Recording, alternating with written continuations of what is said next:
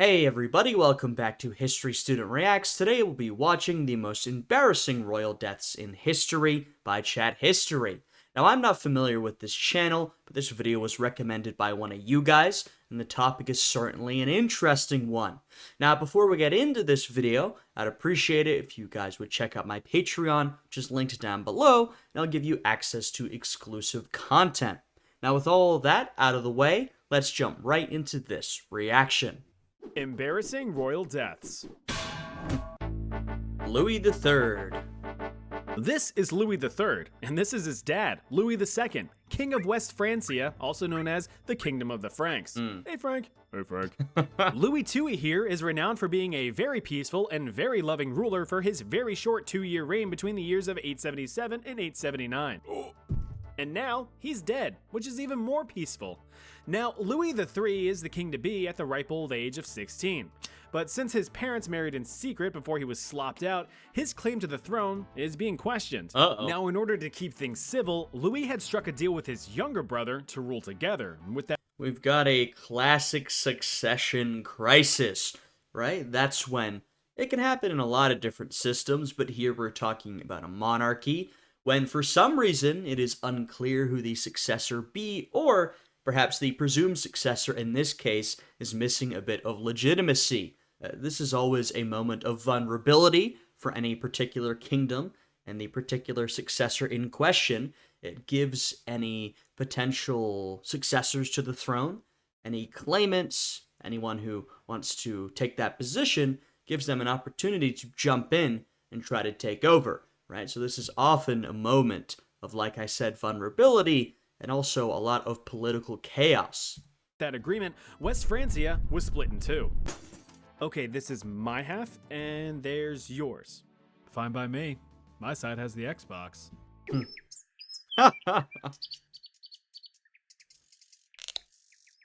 Louis III got the north, and his brother, Carloman II, got the south. Together, the two brothers fought off any would-be usurpers from East Francia who contested their reign.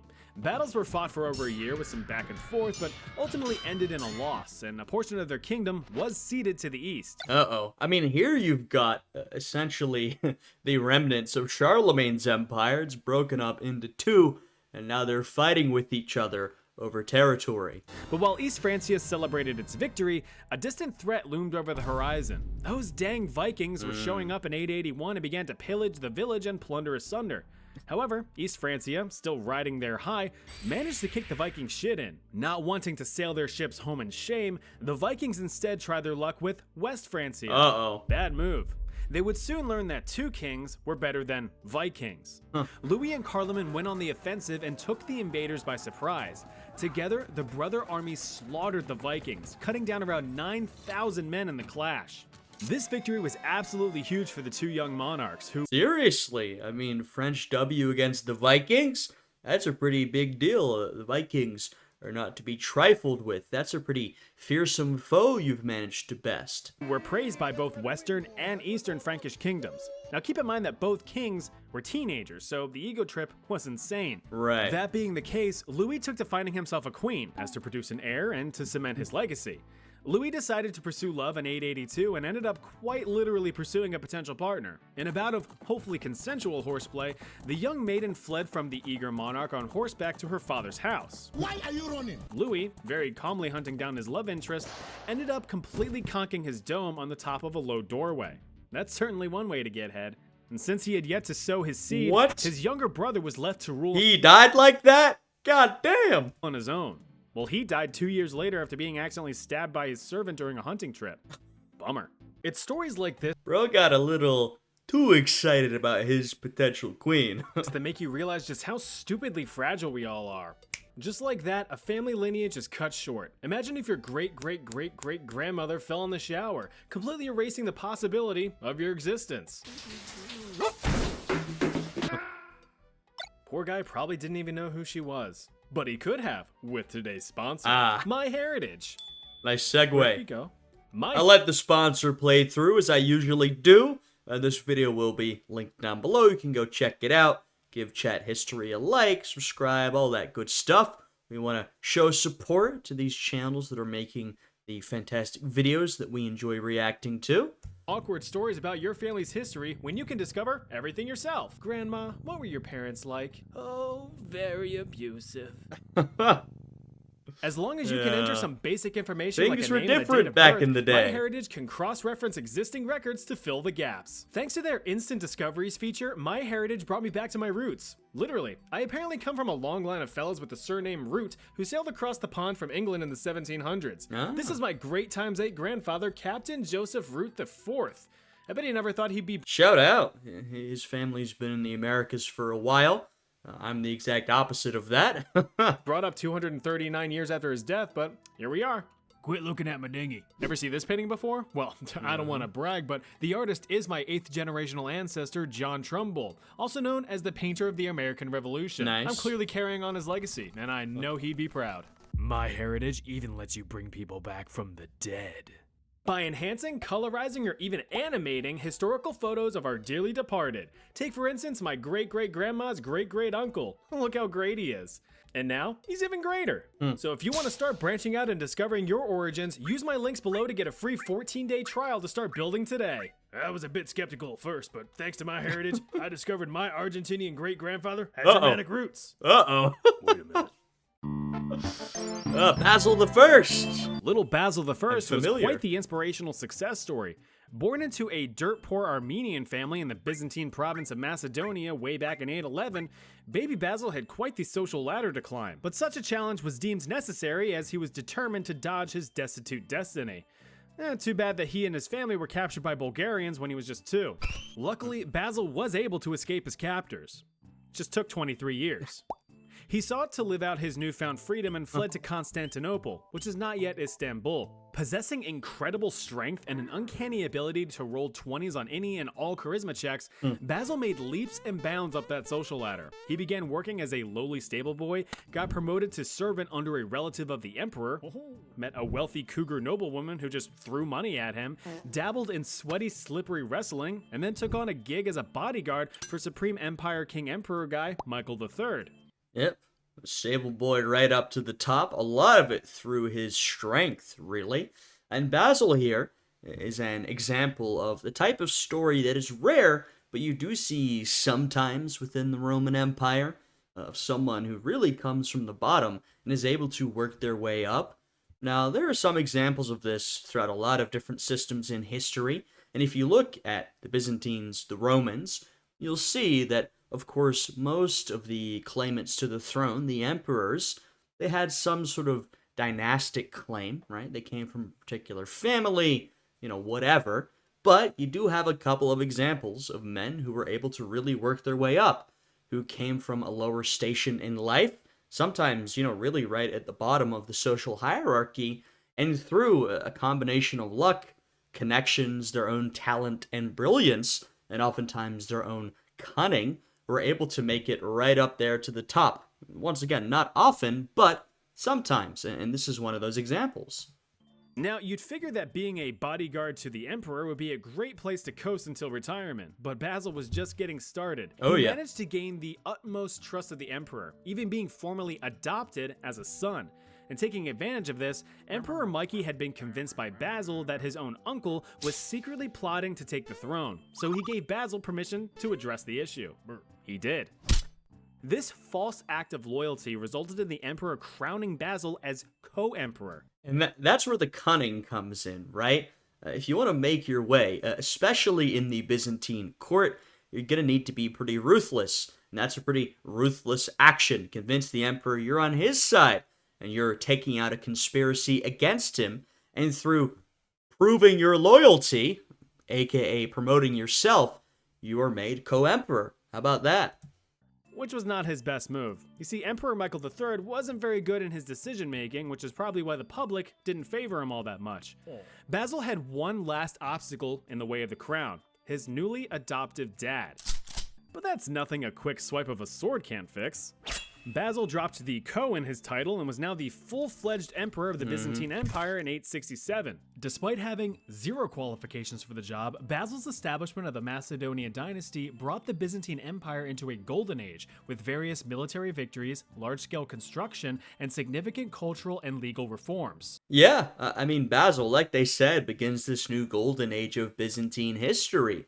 You know, you look at the history of the Eastern Roman Empire, the Byzantine Empire, I use those interchangeably, and really from the fall of the West, especially after the reign of Justinian, it is sort of this slow but pretty continuous decline over time. However, there are moments when there is resurgence, and this is one of those moments. In fact, one of the greatest moments of Byzantine resurgence. The empire is stabilized in large part by Basil. There is regaining of territory over time, a new era of prosperity and culture and art and all this type of stuff, right? So Basil, he does a pretty good job of it. Problem is, when you get into power through murder, you're always going to be looking over your shoulder for the next person trying to do the same thing to you. Now, I'm not going to question... That's exactly right. You know, I talked about earlier how succession, especially a succession crisis, is a moment of opportunity. And you have a situation like this where someone has murdered their way to the top. What Basil has shown, or what people think he's shown, is that anybody can do it. You can be anybody. You can be from any family, any station of life. And if you're driven and cunning and talented enough, even you can become emperor. Now, that's a good thing for Basil. It lets him become emperor, but it also means that now everyone's got their pitchforks out, right? All these potential claimants to the throne, those who are interested in power, are looking around and saying, this might be my opportunity, right? And this is why legitimacy can matter, right? And why you usually set up a dynasty, even if you're someone who sort of usurps the throne in the first place. You'll see here the beginning of the Macedonian dynasty, right? The idea is that, well, I'm going to pass this down to my kid because then they'll have some of that legitimacy that comes from me, right? And that, you know, it's worth something because it sort of dissuades people from stepping up and just straight up murdering the emperor and stepping in. Though, you know, doesn't always work, that dissuasion. In the logistics of it, but during a routine hunting trip in 886, the now elderly Basil managed to get his belt stuck in a deer's antlers. Yeah, I don't know.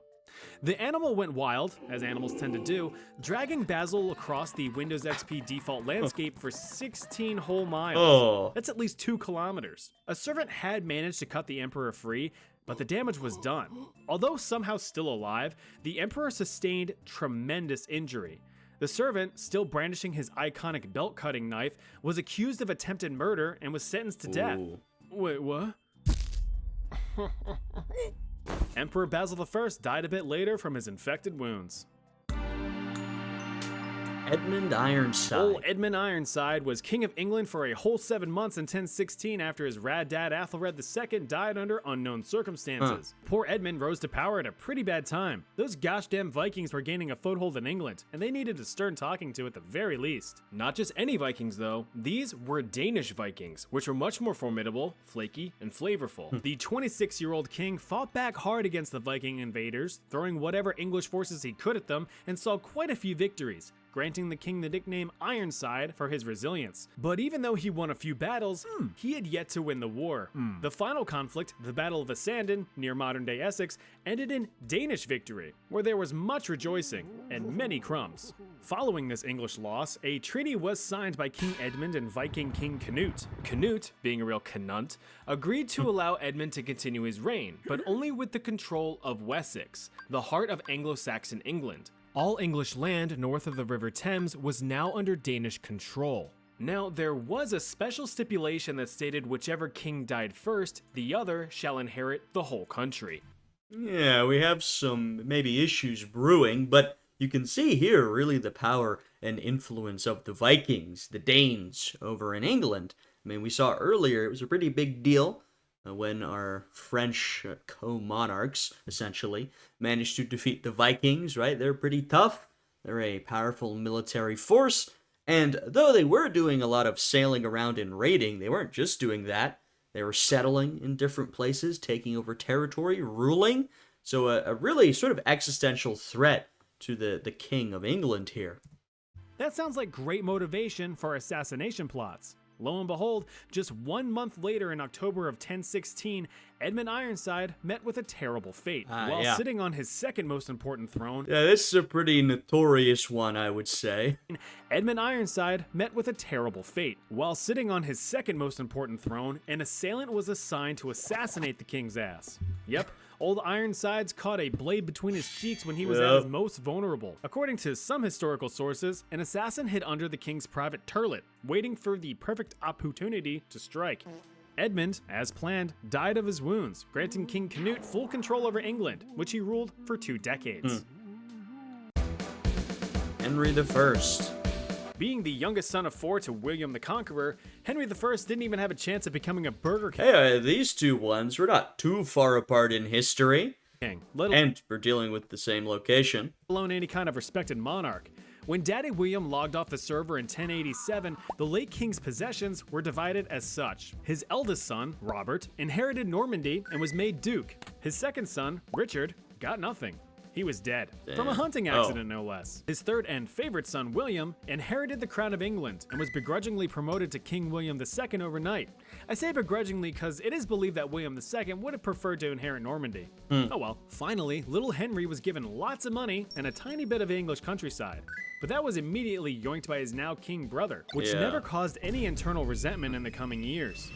Now, some historians believe that King You know, I'm sure there are some examples of, territory being split up between brothers and it being shared very nicely. I mean, even earlier we saw some tension regarding that, but most of the time when you are a great king and you say, well, let me split this up between my multiple children, usually there's going to be tension, fighting, and sometimes all-out war, as oftentimes one of those kids is going to end up taking all of it, or they'll be locked in sort of eternal warfare against each other, sharing, not necessarily the strong suit of a lot of these monarchs' children. King William 2.0 didn't care much for his new majestic role, and as a means of escape from his kingly duties, he frequently went on hunting trips. You can probably see where this is going.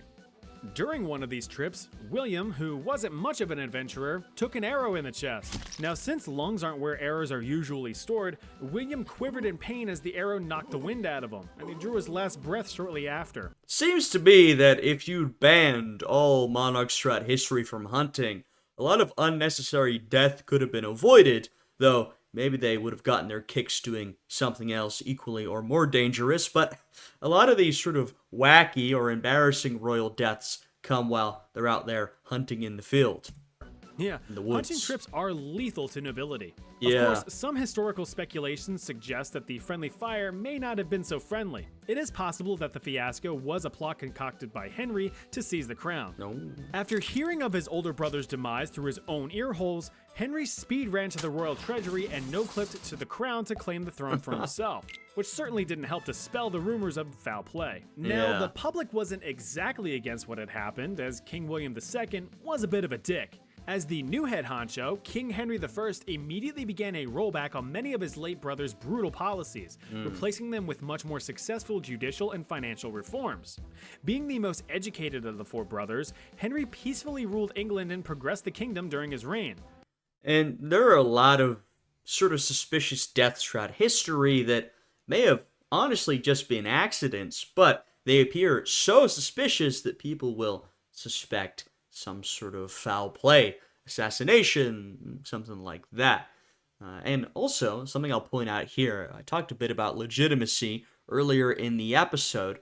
Now, there's this sort of legitimacy of being part of a dynasty, but something else to take into account is that, though of course the peasantry didn't have much say in who was made king, it's not like they're voting on it, popular opinion, or what you might call popular opinion, among the people, especially among, say, the lords, the nobility, well, it did matter, right? I mean, if you're someone who everybody hated, maybe people won't step up to protect you if there's a coup or a plot against you, and when your successor takes over, if he starts doing a bunch of good things that everybody likes, well, then there won't be a rebellion. Not always, but you sort of understand the point. People are like, well, you know what? I kind of like this guy. So, once again, though you're not voting on anybody, there's no type of democracy, well, the opinion of the people, and particularly that noble class, it does still matter, right? If they like you or don't like you, it can really affect how they treat you, which can oftentimes make or break your reign. Sure, he also invaded Normandy and held his last brother prisoner for life, but that's beside the point. Henry eventually married a Scottish princess and had himself 2 legitimate children that he loved very much, and dozens of illegitimate little crotch goblins whom he didn't. Daddy, I want a popsicle. Now, of course, there has to be a little bit of conflict sprinkled in, so his son and only heir got caught up in the White Ship disaster of 1120, which was a titanic tragedy. The titular White Ship, a vessel transporting around 300 people, including many nobles, struck a big old boulder and sank in the English Channel. Only one soul survived, but it wasn't the prince, so who cares? This sent Henry into a depressive spiral, as many of his subjects refused to recognize his daughter as a rightful heir to the crown. A woman ruling? Ugh, gross, said the English.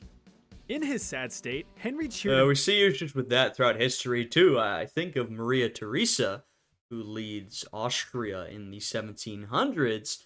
She is the heir to her father, and before she takes over, he makes all kinds of deals, signs all kinds of contracts to get all these surrounding powers to recognize her as the legitimate monarch of the Austrian Empire. And everyone says, yeah, sure. But as soon as he dies, everyone says, we don't recognize you, we're going to war. So, that could definitely be an issue. Himself up the only way a king knows how, with a good old-fashioned hunting trip. Uh-oh. But on this trip, Henry gorged himself on lamprey. You know, those weird little wiggly sucking teeth fish? Yeah, apparently those were a delicacy. Despite numerous warnings from his physician to cut it out, Henry continued to chew through the little suckers like candy. Your Majesty, that's a bit much, isn't it? King Henry I contracted food poisoning and died from the illness a week later in 1135 at the age of 66, bringing an end to the Norman dynasty. You always hear stuff like, back in the pre-modern era, they didn't like shrimp. They thought shrimp were gross, disgusting sea insects, whereas they're a delicacy today. But they were eating stuff like that. I mean, what was going on with the diet, man? Anyway, now on to Charles II.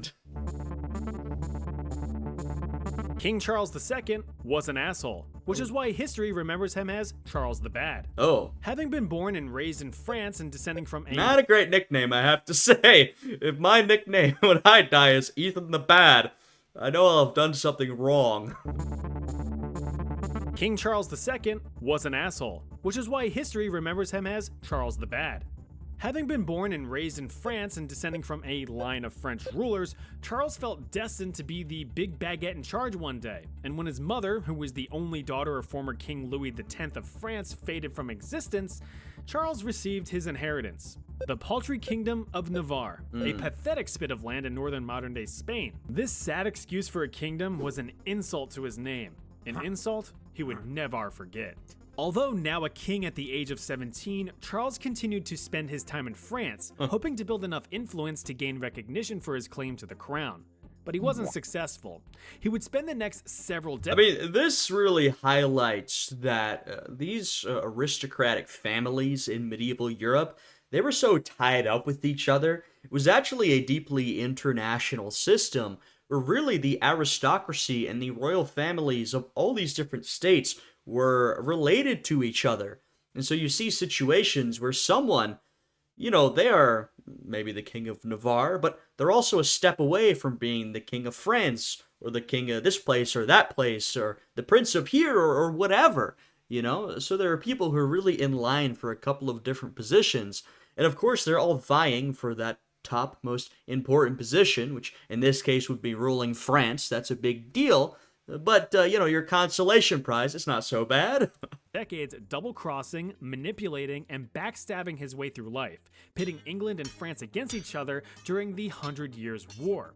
He had deceived, murdered, and betrayed for the sake of gaining power. He eventually helped spark a revolution in France. No, not the French Revolution. That's not for a while. This uprising was the Jacquerie, a peasant rebellion in 1358 against French nobles.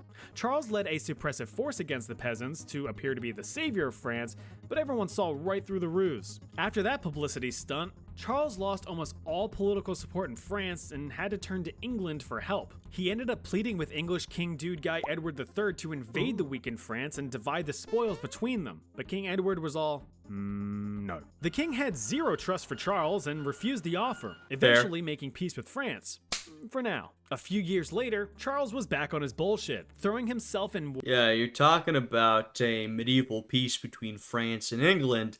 It's never gonna last that long. They're always gonna go back to fighting each other at some point. Wars and declaring loyalty to both sides in exchange for gaining land and power. He would just favor whichever side was winning. He did get involved in the Spanish Wars between 1365 and 1368, but faked his own kidnapping in order to avoid participating in battle. And that stunt was instantly recognized as cowardice, making Charles a laughingstock of Western Europe. Yeah, not great. I mean, here we've got a classic social climber, backstabber, willing to do whatever it takes to move through the ranks, whoever he has to ally himself with. You know, people don't tend to like someone like that. And if you're also a coward, your reputation is not going to be so great. You know, if you're a real social climber, you're ambitious, but you're a sort of heroic leader in the field, well, there's some good and there's some bad, but not a great combination with Charles here. Finally, in 1378, the annoying little fly that was Charlie II was finally swatted. His tiny kingdom was invaded by Spanish forces and promptly wiped out. Charles sought refuge in France and was forced to surrender in shame. Although he retained his crown, he had no power whatsoever.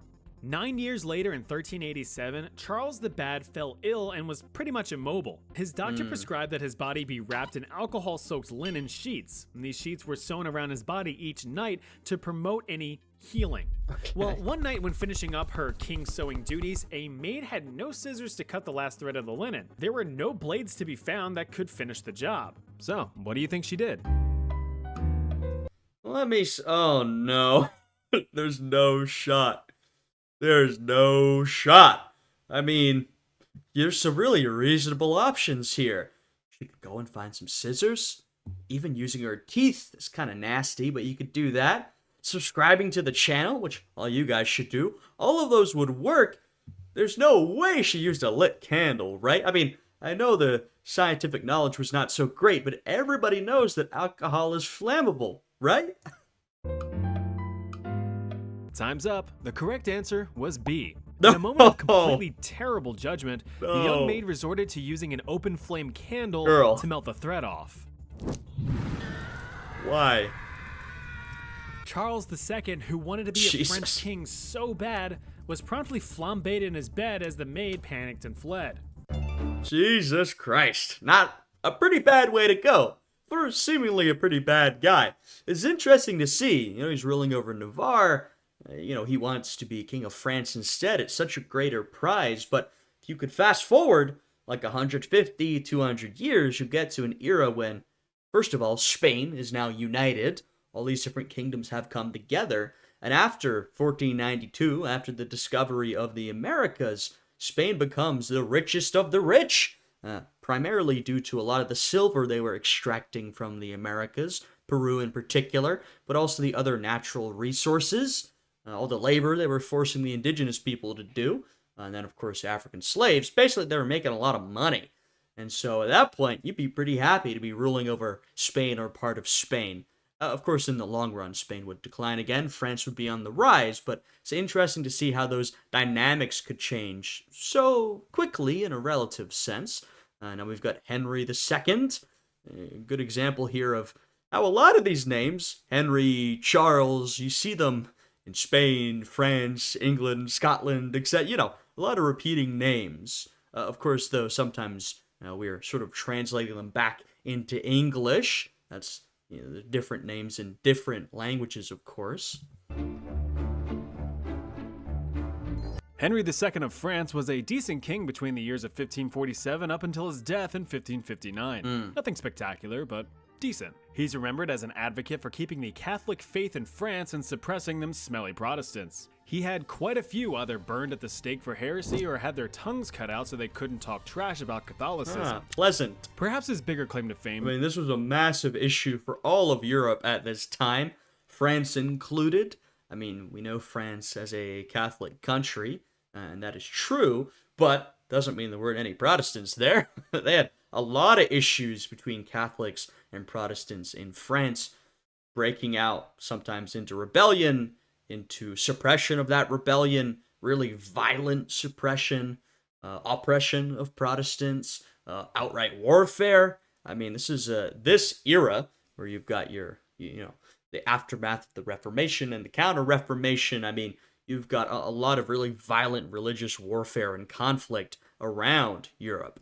Though, was his participation in ending the Italian Wars, which waged across 65 years. With the signing of the Treaty of Cato Cambyses, the deadly wars were finally at an end, and there was much rejoicing. One particular event of celebration was conducted by our subject, King Henry II. To commemorate the end of the wars, as well as his daughter's marriage to King Philip II of Spain, Henry held a jousting tournament. You know, that silly medieval sport where two men hold long wooden poles on horseback and just charge at each other trying to knock the other off. It may sound a little bit silly, but and some media depictions show this better than others. Jousting can be extremely violent. I mean, of course, in fact, it is extremely violent. You've got the lance coming at you, but even more, and sometimes that lance hitting you could damage you badly. But even more often than that, it's getting knocked off your horse, and, you're falling off a pretty fast-moving horse. You're breaking some bones. Maybe you'll get trampled. I mean, real dangerous stuff going on there. I think people assume the immediate threat is the lance coming towards you, which is true, but even if that doesn't do the most damage, you're still not safe. Yeah, I don't get it either, but hey, it's way more entertaining than baseball. Anyway, King Henry II held the tournament on June 30th, 1559, and took it upon himself to participate as a challenger. Perhaps the last bad decision of his life.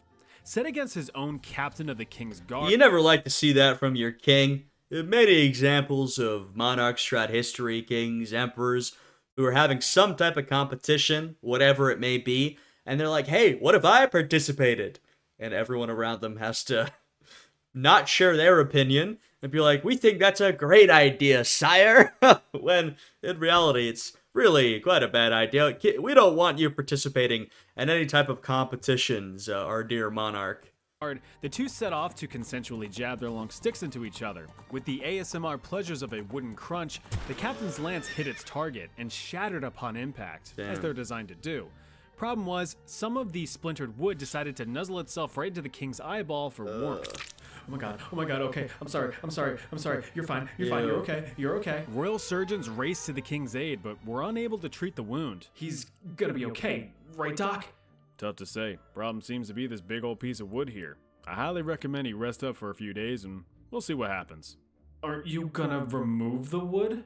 I'm sorry, I was unaware that you were the royal surgeon. The medics failed to properly treat the king's wounds, which only got worse over the next few days, leading to severe infection. I may have been wrong. King Henry II splintered off from this world on June 10th, 1559. What a bunch of silly stuff, right? I have more ridiculous royal deaths on the list, so if you do want a part 2, let me know in the comments. Remember to click my links below to claim your free 14-day trial with MyHeritage and start. Alrighty, and you can check his video out. I'll link it down below. That was a really good one. I really enjoyed that. I've never seen any videos from Chat History before, but I really enjoyed the style. I mean, we see some videos in this type of style from a lot of channels, but this one was done really well. It was actually funny, which you don't always see from channels like this. I'm not going to name anyone in particular, but actually funny. I like the style, good art, a lot of good gags in there, some interesting stories. Yeah, I mean, it's this type of oversimplified salmonella, that type of style of the stick figures, but done very well. So yeah, I really enjoyed this one. I'll definitely take a look through their channel, see if there are any other videos I'm interested in, and hey, if you'd want me to react to any of their videos or any other videos, feel free to link them or type them out down below. I always appreciate your recommendations. But yeah, a good one. Really enjoyed it. If you guys did, I'd appreciate it if you'd leave a like on the video, subscribe to my channel, and once again, check out my Patreon, which is linked down below. And with that, I hope you guys are having a great day today, and I'll see you all again next time. Goodbye.